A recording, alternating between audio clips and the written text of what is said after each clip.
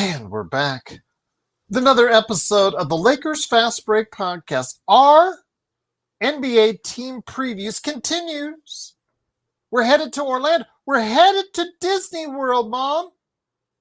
We're going down there. We're having a lot of fun. And while we're there, we're going to go ahead and have a season preview of the Orlando Magic. And who better to go ahead and talk about the Orlando Magic with someone who I originally reached out to years ago. He has become a favorite of the show. There are people in our chat all the time asking, where's Alfred? Where's Alfred? Where's Alfred?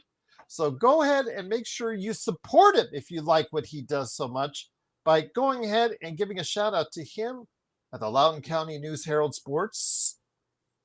There you go, as far as that. For all you people out there that need your traditional newspapers, but go ahead and make sure Loudoun County News Herald. Plus also as well, he is a correspondent for the World Baseball Network and a contributor to Southeastern 16 Baseball.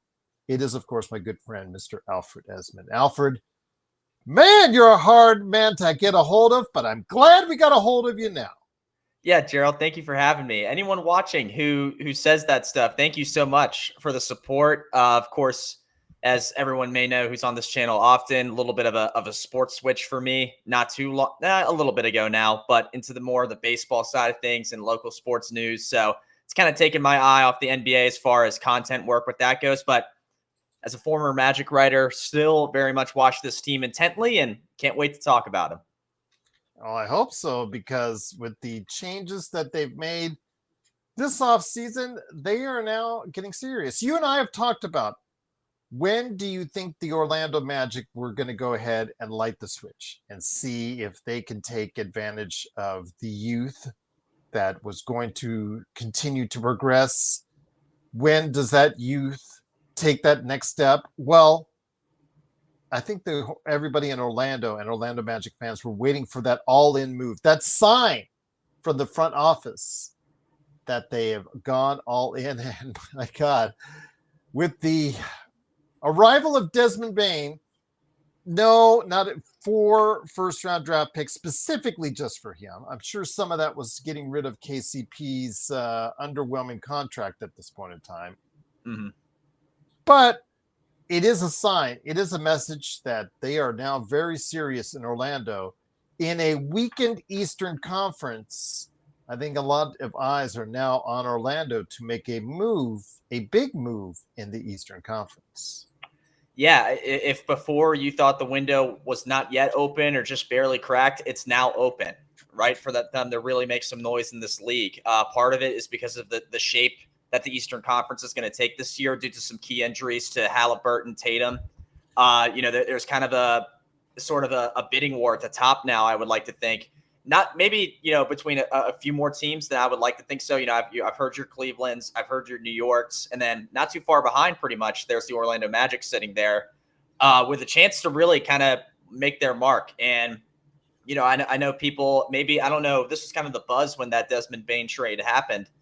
But, there's people, I don't know if you think so, Gerald, who are talking, they gave up their future. It's a lot of their future they gave up. They feel that their future is what's on the court. And I think that's very valid because of how old they are. It's Paolo Banchero, it's Franz Wagner, it's Jalen Suggs, and now, since he's still kind of young-ish, Desmond Bane. So, it's those kind of guys that they feel is their future. And, this is it really for them to really start to make some noise. And this is a big year to do that in this Eastern Conference and really in the entirety of the NBA. So you have now their quartet that they feel is going to match up to the other teams in the Eastern Conference with Suggs, Bane, Wagner, Banchero. They are going to be a very expensive group within the next 2 seasons. So this is that time. Like you said, that window is open now. It has to be. It's been forced open. Somebody has jimmied it, worked on it.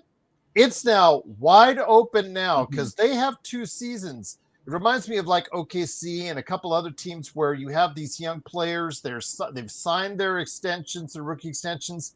They haven't kicked in yet. They will be kicking in over the next couple seasons. So 2 seasons from now, if you don't start seeing the results from your big 4, there's going to be a lot of questions then. But for right now, do you think you have enough to go ahead and make a way as far as maybe make some real inlines in this Eastern Conference with that four, starting with with that four that you have now in Orlando? They're very expensive. I mean, you talk about Paulo, Franz, and Jalen are in the triple digits, in the millions with their contracts. It's not limited to just this year, but you got to think that this year with all the injuries, it's the biggest and best opportunity to do something massive, right? And I think that's what Jeff Weltman and that front office, who has done a fabulous job since he's gotten there, that's what they have done. Then you have other minor contracts as well. Mo Wagner, who's a really key bench player when he was healthy, even though he missed pretty much the grand majority of last year. He's been on these 1-year deals, and you wonder how much longer they can ride that out with him, because he's a guy who feels like he needs value. He needs to be valued, right? But I think he loves Orlando too, so it's a hard mix, and you got to wonder how long that'll last. And that's a key piece that you've kind of been working with and developing. So yeah, you're right. I mean, it's an expensive team, and it may not be at this very moment, but as time goes on, it'll kick in. But like I said, I mean, it shouldn't stress Orlando Magic fans, I don't think, too much. Your team's going to be great this year, barring something, with injuries happening, which was an issue last year. But, this is the time. It's a great time to be a Magic fan, I feel like, just based on what they were able to do, bringing these guys in and making it work for now. Once again, I'm on with Alfred Ezman. Please go ahead and support Alfred Ezman on the Twitter. You see it in the description on every show that we do. So please go ahead and support Alfred Ezman right there. Alfred Ezman on Twitter. Couldn't get any more simple than that. Mm-mm. I've talked to you in the past about this team and what has always brought it, tempered my enthusiasm about the team. And that's the offense. No one's questioning their defense, their size, their length, their speed, their activity, their athleticism. Nobody has questioned that in the past. But when I've talked to you, I've always questioned their offensive efficiency. And for Wagner, Banchero, those two especially, and Suggs as well, however great he is as a defender, efficiency is the key. How does Bane, with him coming over from Memphis, being one of the most efficient players in the NBA, how might that help that efficiency on the offensive end for Orlando?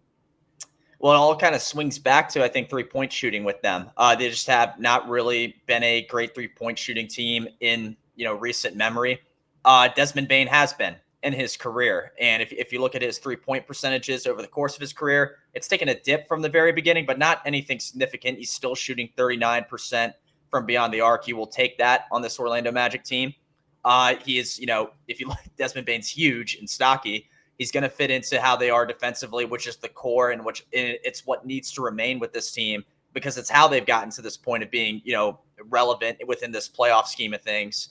And on top of that, just pure field goal percentage wise, actually the best year of his career from field goal percentage, with 48% this past season. So, I think he spaces it out with shooting a lot more. And I think it's kind of just the nicest fit you can imagine, because now that backcourt duo, which pretty much is guaranteed to be a starting two between him and Jalen Suggs, it's just going to be ferocious on defense. And it's going to be a headache for quite literally every team in the NBA when you have to play them that night. So I think, that both that combination of kind of fitting right into the defensive scheme of things and that great shooting really just helps this team a ton. And I know we said that about KCP last year when that signing happened, and it didn't pan out. And it was really kind of unbeknownst why it didn't pan out. KCP was still shooting at a pretty good rate prior to that past season. But with Desmond Bane, it's a guy who's, a little bit older than the rest of the crew, but not too much older like KCP was. So maybe that youth will be a good infusion for them, where this will work out a lot more. And like I said, I think it's the perfect combo of really good shooting that can help elevate them, as well as that defense that'll just fit right in. One of the things that also has to help that big four that you got now in Orlando is at the center position. Wendell Carter Jr. has done an adequate job. Probably is the best way to say it over the course of the years. Goga Batatsi's had flashes of a pretty good value as well. In fact, since the fact is Orlando got him off the scrap heap because Indiana waived Goga Batazzi, a couple seasons ago, which as of now, I think they're kind of regretting that decision because of what has happened since then with their center position. But going forward, how can those centers really help accentuate what the Orlando Magic are doing? Because again, neither of those guys have really stood out for long periods of time. But if they can provide consistency, that might be a key to how well Orlando does this season. It'll be huge. And I think it's not, I don't know if it's necessarily a bad thing, but they don't have, that exact big man that might open your eyes like a Joel Embiid on paper would, or like a Nikola Jokic or something like that. But they have a bunch that they can cycle through and be okay with. You could throw Wendell Carter out there to start a game, put Goga in when you need to, and Mo Wagner, you can run him at the 5. Again, that's something they didn't really have the luxury of for a lot of last year. You could do that as well. And I think Mo Wagner, efficiency-wise, is absolutely phenomenal when he comes into a game. Not necessarily a guy who can start and, play crazy minutes, but when he gets in spurts, it's really helpful and productive. It's kind of like what Goga does, right, Gerald? To be honest, It's like a spurt thing where he comes in and helps out as well. So I just think rotationally with all the centers, I think Jamal Mosley and the rest of the front office have been like, hey, maybe we do need a big man. But at the same time, we've been doing very well with what we have rotationally to where it's worked. And, you could just hit the big 4. I guess we're deeming it. You could hit the big 4 on the outside and create some looks as well. And I think that's just how it's going to work with this team. And that's how it's been to this point, right? They haven't had a big, really big, huge name center with them in their ranks since maybe Nikola Vucevic, back when he was doing good things there. But clearly, this team is elevated despite that maybe being a pinpoint to look at. So I think just rotationally, those 3 guys, Mo, Wendell, and Goga, are just all going to play in spurts amongst each other and just, kind of work as a team. The power of friendship, I'll call it. So I ask you this, their bench still, a lot of people have talked about as far as the offensive output of this whole team. And I think their bench has quite a bit to do with it as far as being able to need to provide them with a lift off the bench. And that's something that they also haven't gotten consistency from in years past. What might change this year for Orlando? Because again, a lot of good, solid players seem to be on that roster after the Big 4, but is it enough to go ahead and provide Orlando depth throughout the course of this season? I'm smiling. I'm so happy this is a question. I'm smiling. That one of the best pickups, I think, that I loved, and I think Magic fans, at least online, have been asking for this for quite some time, was Tyus Jones. He's a guy who probably more than likely will come off the bench with Anthony Black, behind Desmond Bane and Jalen Suggs to some extent. And man, Tyus Jones is still, shooting at a great rate. Really, the past 2 years have been his best year shooting the basketball, especially from 3. He's been at 41% in both of the past 2 seasons. It's not crazy point totals. I mean, it's 10 a game, right, last year. So it's not anything nuts and crazy. But at the same time, if he's, he played a ton of games last year. He was in all but one of them. He got some playing time in, which is what they need, especially if an injury bug does come up. And it's a guy who sort of to the level maybe of Desmond Bane, where he can provide shooting if needed. He's shown it, when he was in Washington and Phoenix. And it's something great to have. And he takes a lot of shots. I mean, he takes 5 threes. He took 5 threes a game last year. 2 years ago, he was taking 10 shots in general, field goals, when he was in Washington with them. That's who I'm most excited about is that. And even, you talk about this team as youth. It's all about youth. It's been about youth for a while. Jace Richardson was their draft pick in the first round. There's some things defensively maybe that can be worked out with him, but his shot is very quick. And he's a nice quick trigger to him. So that's a shot you can look at and develop. And there's not really a lot of pressure, I think, on Jace Richardson.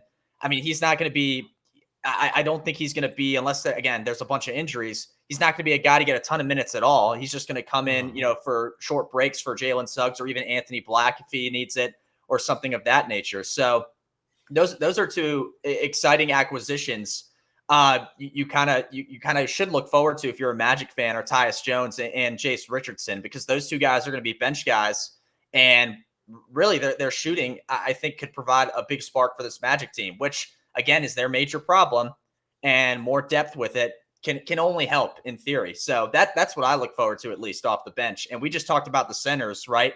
How it's a rotational thing with them. So it's a deep team, and again, it's been a process, because the Magic are a very internal organization. They don't make these moves out to the rest of the NBA often. They keep everything to themselves. They don't leak anything at all. Like, I don't know how they do it in 2025 with all this insider, technology stuff, but they just don't leak anything, and they work internally, and it is paying off slowly but surely. And now, like we said, the window's been open, and they're getting more of these bench pieces to help with their big problems. So it's pretty exciting. And I think Jace Richardson and Tyus Jones both kind of exemplify that, from both a veteran standpoint with Tyus, and then a rookie coming in Jace. Once again, I'm on with Alfred Ezman. So great to have him back on the show talking the Orlando Magic.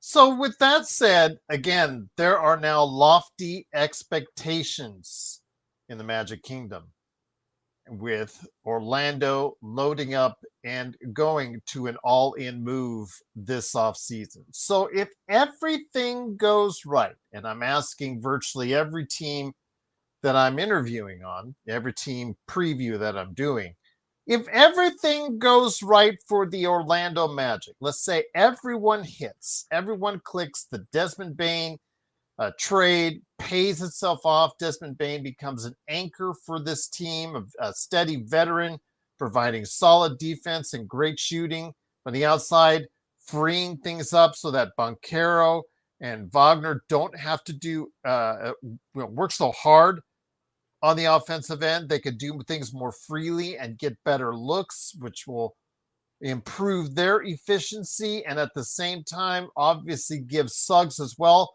more open looks, so allow him to become more efficient as well. The bench starts to play and round itself into shape as far as a fearsome bench mob, and the center position is not the enigma that it has turned out to be over the course of the past few seasons, and is on, let's just say, league average or even better at the center position. Let's say everything goes right. What does that look like for the Orlando Magic? Oh, Gerald, I am a one step at a time man. But if I were to go at it one step at a time and get to the finish, I think you got to start with this team, and really this should be the goal. And I think they all feel in that locker room that it's very manageable for them to get home court advantage in the playoffs in that first round. I think they haven't had that yet. They went on the road to play Cleveland in the first round 2 years ago. Last year, with that injury-plagued season, they were able to fight their way into the play-in, beat the Hawks, play the Celtics. That was, just a tough luck, a tough draw for them coming out of the play-in to get them in the first round. Didn't have home court there, obviously. I think I kind of wonder, what the playoffs would look like for them if they were to get home court advantage, because then I think that's very favorable against, let's say, because of the crucial injuries they have, against a Boston Celtics team or a Pacers team, or even the Hawks, who I think can make a ton of noise as well in the East this year, and maybe the Orlando Magic finished right above them. I think that's a huge step. I think they can absolutely, if everything goes right, win their first playoff series. And, they played the Cavs in 2 years ago, like I said, played them very well in that playoff series. Obviously, the teams have changed a little since then, but you have that experience playing them not too long ago with your core group of young stars you have. And then who knows, sky's the limit with them. But at this point, I really do think they're a contender to win the Eastern Conference. You have buzz of people, whether you like them or not, on the high national media networks like ESPN saying they can do it, which is absolutely shocking, I think, for Magic fans to hear after a long time, pretty much, hearing that name being called out. But I definitely think they can do it. And we have so much longer to go, almost a year until the finals happen next year. But it kind of makes me queasy thinking about them playing like a likely outcome, the Thunder in the finals, who already were there, and how that would turn out. But I think just making a deep playoff run in general would be huge for the organization and their, and their psyche and the way they think. That's not telling me that you should settle for that, but I think that's a good, very, very good building block to have, is to go deep into the playoffs to some extent, whether that's win one playoff series, get to the Eastern Conference Finals, win the Eastern Conference Finals, or something of that nature. And I still do think eventually that youth, kind of inexperience will kick in again. Like I said, it is a long, grueling process, but this is a team that could definitely not, if everything goes right, win a bunch of games in the playoffs and really make some noise in the Eastern Conference playoff picture once we get to that time. Alfred, it's always great having you on. But before we head on out, in our NBA team previews, I also ask everyone that's, not even a Lakers fan, as far as that comes on to the show, their thoughts on the Lakers. It helps me gain a perspective with those that are outside the Lakers bubble and how they perceive the Lakers coming into the season and what they can do in the Western Conference. So with that, you have been on the show numerous times. You've been a great part of what we've done here in the LFB, and I cannot thank you enough for doing so. So our fan base, our even more dangerous fellow hosts that I have on a regular basis. You know what they think. You've heard them enough times. But hearing all that and putting all that aside, what do you think will be a likely outcome for the Lakers this season? Oh, I think I think it affects everyone in the West. But again, I think with the Thunder, whether you love them or not, what they did will hang around. And I say that, but we've had different champions each year for quite some time now. So maybe that backfires right in my face, and it very well could. But I do think that nonetheless, they're going to legitimately compete at the top, and that will be tough. But the Lakers are right up there with them. I don't know. I don't see why they wouldn't be able to, like I said about the Magic, host in the first round a playoff series in LA. I think that would make sense. You have Luka Doncic now. You're going to get, one of the best players on planet Earth. Whatever. I know LeBron is a hot topic on this channel, but whatever he's able to provide, he can provide it and do some good things. I know Laker Tom is looking for some Austin Reeves moves, but man, Austin Reeves is about as good as it gets as guard support for Luka and LeBron if they need it. So, you got to love what he can do with this team. You still got your young guys who are up and coming, your Dalton Connects, who can come out and develop and things like that. I think it'll be tough just because, again, it's kind of unfair. It's the East versus the West. The East has all these injuries that can help teams that not necessarily they would go far, but they could go far. The West doesn't have that luxury. And there's big moves that can change the landscape of it, like with Kevin Durant going to Houston. What could that look like with them? But again, you know me, like I said, one step at a time. And I really do think that a good first step for the Lakers would just be hosting in the first round and taking it from there. I think they very well could do that. So I don't know if the audience would like this, but I would say just the baseline would be there. I think they could be a top 4 or 5 team in the West and, take it from there and see what matchups you get in the playoffs. Fair enough. Again, I want honest opinions. I know that our audience can be very vocal, but don't fear them. We'll go ahead and make sure that you're taken care of always. But again, Alfred, it's so great to have you back on with us. I know you've been very busy, but in doing so, you've got a lot of things you'd like to cover and a lot of sports that you cover as well. What are you doing now, and how can people follow your great work on a regular basis, even though I still, to this day, give you as much shout-outs or as many shout-outs as I can? Yeah, so really anything y'all would be remotely interested in, because I just do newspaper work in East Tennessee. I don't know if the West Coast crowd would get any of that work, but with World Baseball Network, you absolutely would. You can check that site out. They have international baseball news. We do the MLB too, and everyone around here, I feel like, likes the MLB. If you like baseball at all, to an extent, we do work with them. We do work with that league. The playoffs are coming up. Check out some content with how that stuff goes. The World Baseball Classic is coming up soon. If you're interested in that, that's like our highlight event on the website. So be on the lookout for that. Me personally, I handle the college baseball side of things for the website. West Coast wise, I don't know if there's any UCLA Bruins out there, but the Bruins have a very good looking team. for next year. It's a team that went to the College World Series last year and can do it again. Getting Rock Chalowski back, getting some pretty high MLB draft picks who said no for now to the pro level. They want to come to college and play for the Bruins. And so if you're a college baseball fan at all, be sure to check that out. And yeah, if you're a baseball fan in general, just be sure to head over to that website. We got everything you need. I will say this, maybe the Bruins need some of those baseball players to play football because they're not so fortunate right now there in Westwood. But I will leave that alone because Laker Tom is a UCLA Bruin alumni. He would probably have me traded away just for that because he's Trader Tom. What can you say? Sorry. I know you like Austin Reeves alongside Luka, but he just cannot help himself. He must trade. He has to see. There has to always be someone on the team he needs to trade. It's just a fix it. It's a sickness, I believe, within. I'll put my hands back and let him do his thing. Don't worry.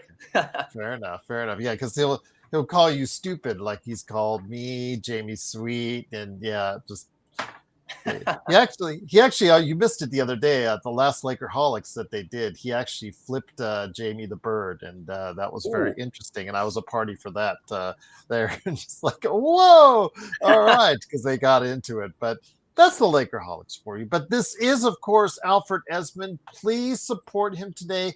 The first place you need to go is the Twitter at Alfred Ezman. Indeed, Alfred. As always, I am truly indebted to you for the time you have taken with us each and every time out. It is so great to have you here. And of course, if you're available, I would like to revisit our conversation. I think maybe at least once or twice or maybe more on occasion this upcoming season, my friend. Very much so. Would be happy to be back on with you. Thank you for having me, Gerald. Love being on here. You got it, my friend. Always a great pleasure indeed. It is Alfred Ezman. Please go ahead and support him today, starting on the Twitter at Alfred Ezman, where you can go catch his work for the local newspapers that he's doing work for. And of course, also as well for the World Baseball Network as well. And big shout out to Alfred for everything he's doing. Cannot thank him enough for his support, his work on the Loudoun County News Herald, his work on the Southeastern 16, the World Baseball Network, and everything that he does for us right here at the Lakers Fast Break Podcast.